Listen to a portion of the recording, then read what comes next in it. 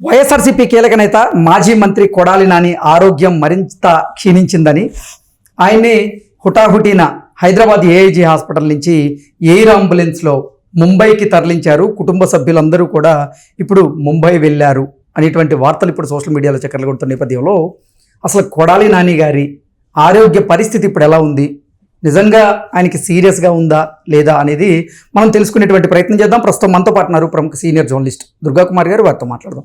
Sir నమస్తే. Sir నమస్కారం కృష్ణ గారు, మన వీక్షకులకు కూడా నమస్కారం. మాజీ మంత్రి కొడాలి నాని గారి ఆరోగ్యం మరింత క్షీణించిందని, ఆయన తీవ్ర అస్వస్థతకి లోనయ్యారని, అందుకే ఆయన హుటాహుటిన ఏఐజీ హాస్పిటల్ నుంచి ఎయిర్ అంబులెన్స్లో ముంబైకి తరలించారు. ముంబైలోని ఒక ప్రైవేట్ ఆసుపత్రిలో అతనికి వైద్య బృందం చికిత్స అందిస్తూ ఉన్నారు.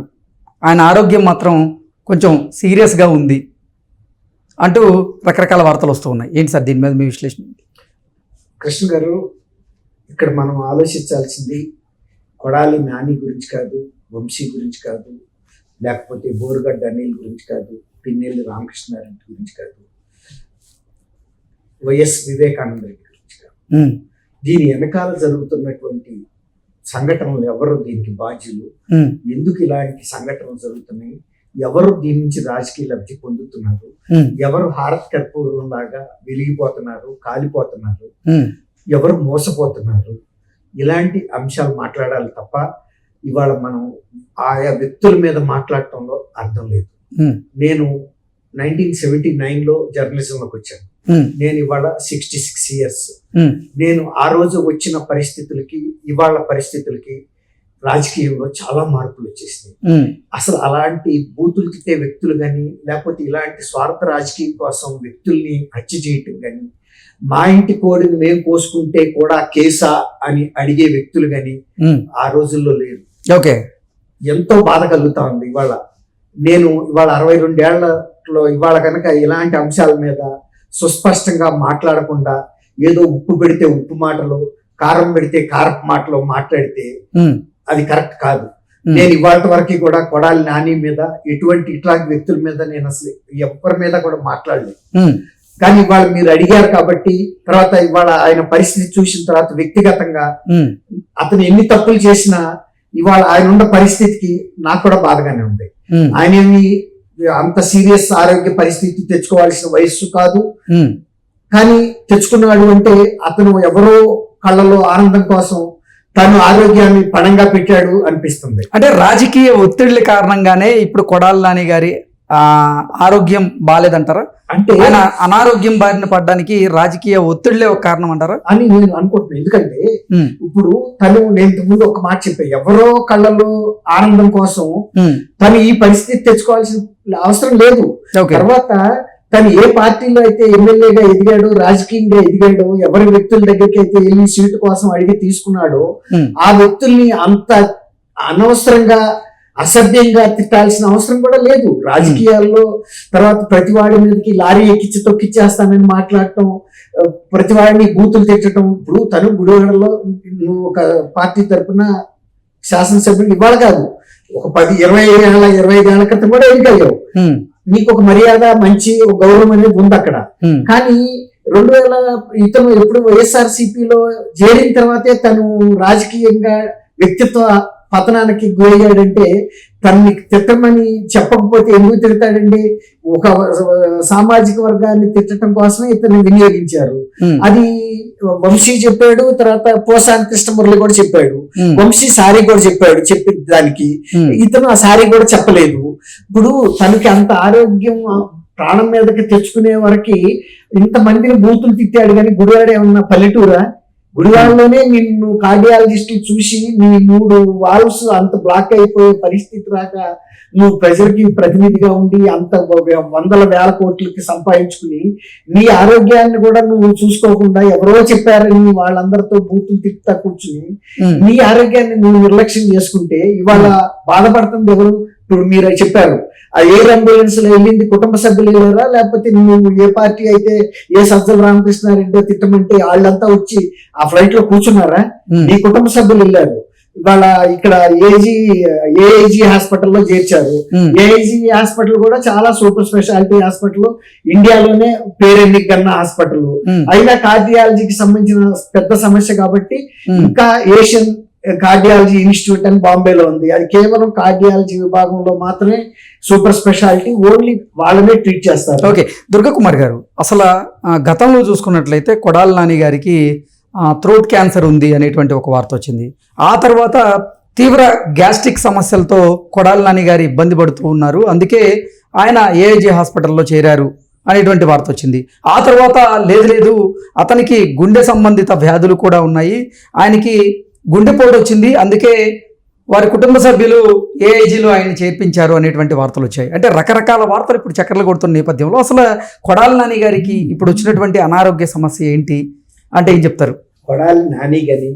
కొడాలి నాని కుటుంబ సభ్యులు కానీ డాక్టర్లు కాదు, వాడు కూడా మనలాగే లేమెన్.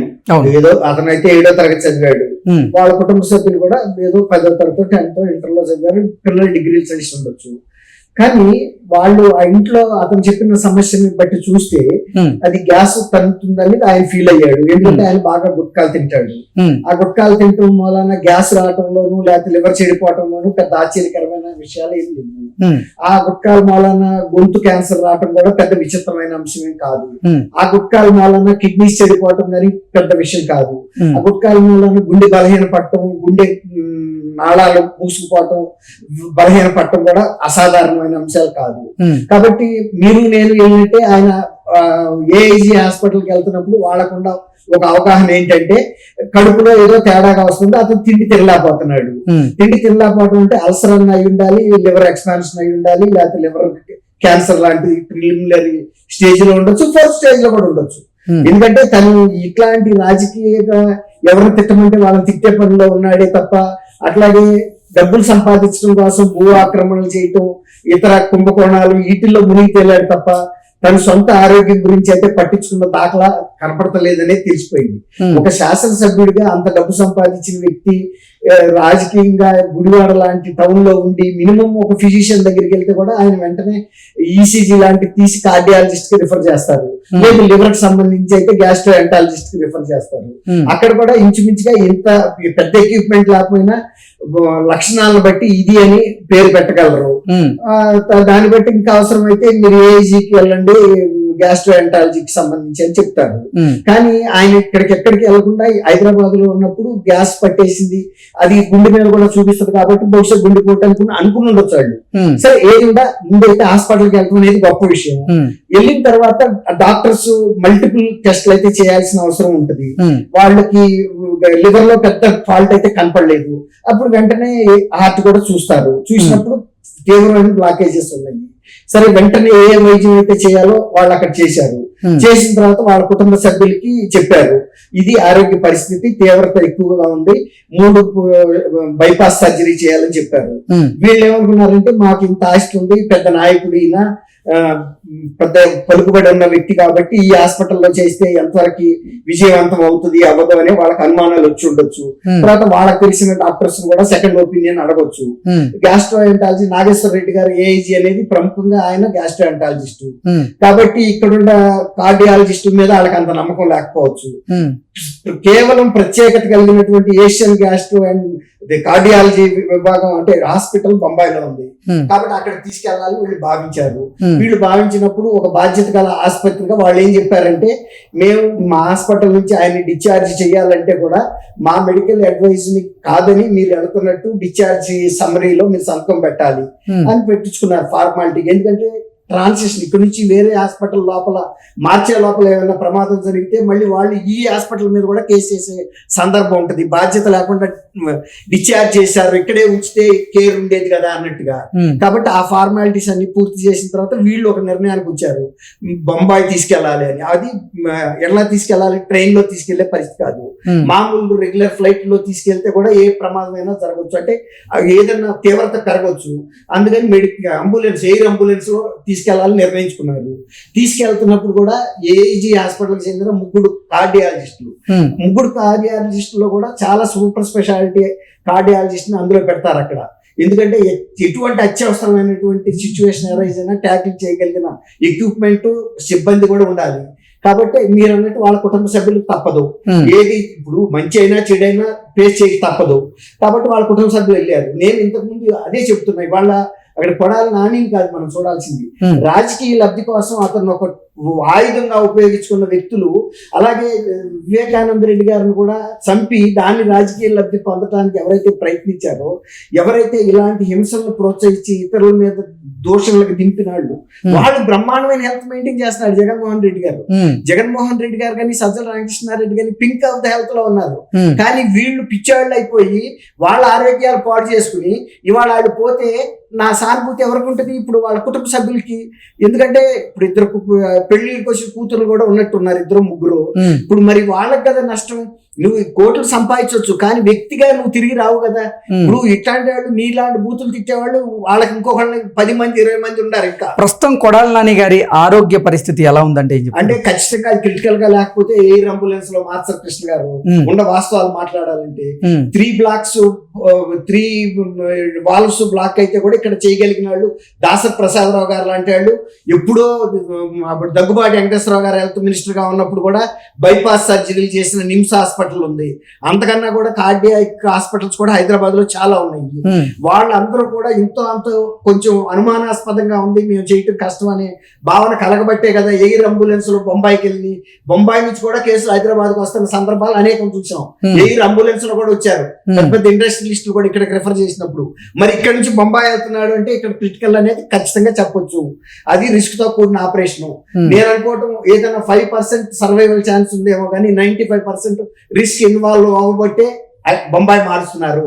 బొంబాయికి వెళ్తూ కూడా పని ఎయిర్ అంబులెన్స్ లో అసిస్టెంట్ టెక్నీషియన్ పెట్టి పంపొచ్చు. 1.5 అవర్ ఫ్లైట్ అది.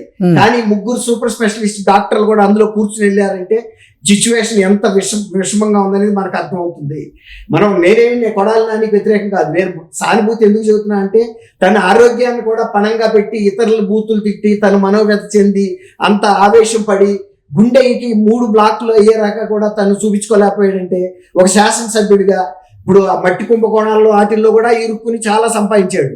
కానీ ఇవాళ అవన్నీ వచ్చి ఆ డబ్బులు ఏమన్నా నీ ప్రాణాన్ని నిలబెడతాయా? నువ్వు పోయిన తర్వాత నీ కుటుంబ సభ్యులకి మళ్ళీ నువ్వు ఉంటావా? తర్వాత నువ్వు తిట్టించిన వ్యక్తులు ఎవరైతే ఉన్నారో నీలాంటి వాళ్ళు 10 మంది దొరుకుతారు వాళ్ళకి. తను ఇట్లాంటి వాళ్ళు ఇంకెంతమంది ఉన్నారా అని నేను బాధపడుతున్నా. ఇప్పుడు అట్లాగే వాళ్ళ సునీత ఏమని చెప్పింది, డాక్టర్ సునీత రెడ్డి, నా తండ్రి పోవటం వల్ల మేము బాధపడుతున్నాం, ఇవాళ మేము బాధితులు, మేము ఎవరైతే చంపారో వాళ్ళు కింగుల్లాగా తిరుగుతున్నారని చెప్పింది. అట్లాగే ఇవాళ ఇప్పుడు మీరు అడిగారు వాళ్ళ కుటుంబ సభ్యులు అంబులెన్స్ లో వెళ్ళారని, ఎయిర్ అంబులెన్స్ లో. తప్పదు. ఇప్పుడు తన వల్ల రాజకీయ లబ్ధి పొందిన వాళ్ళు వచ్చే వీళ్ళకి సానుభూతి చెప్పరు, సహాయం చేయరు. ఇక్కడ తీసుకొచ్చిన తర్వాత పుష్పగుచ్చి ఉంచి వస్తారు. అది వెళ్తే వెళ్తారు, లేకపోతే లేదు. ఇప్పటికే ఇతను ప్రజల్లో విరక్తి కలుగుతున్నాడు, వ్యతిరేకత తెచ్చుకున్నాడు. ఇతని దగ్గరికి వెళ్తే ఆ వ్యతిరేకత మనకు కూడా వస్తుంది అనే దృక్పథం కనుక వస్తే కొంతమందిని పలకరించలేదు కదా. పోసాని కానీ బోర్గడ్డ నీళ్ళు వాళ్ళు ఎంత పూసుకుని బూతులు తిట్టినా కూడా అట్లాంటి లిస్టులోకే కొడాలి నాని కూడా చేరతాడు. అంతేగాని నేను వ్యక్తిగతంగా కొడాలి నాని ఇంకొకళ్ళ అని మనకెవరి మీద లేదు, ఉండదు కూడా. కానీ ఇలాంటి చిన్న వయసు, నాకన్నా అతను చిన్న వయసు కూడా నేను డెఫినెట్ గా ఫీల్ అవుతున్నా. 66 ఏళ్ళు అయితే అతనికి లేవు. కానీ ఇప్పుడు అంత ప్రాణాపాయం తెచ్చుకోవడం అనేది ఇతరులకు కూడా ఒక మెసేజ్. ఏ రాజకీయ నాయకుడైనా వాళ్ళని ఇట్లాంటి స్వలాభం కోసం వాడుకునేటప్పుడు ఎవరి ఆరోగ్యం, ఎవరి ఒళ్ళు జాగ్రత్తలో వాళ్ళు ఉండాలనేదే ఈ మెసేజ్ అర్థం. ఓకే, అంతే నేను చెప్పదలుచుకున్నాను. Okay sir, thank you so much. Thank you Krishna గారు, మన ప్రేక్షకులు కూడా.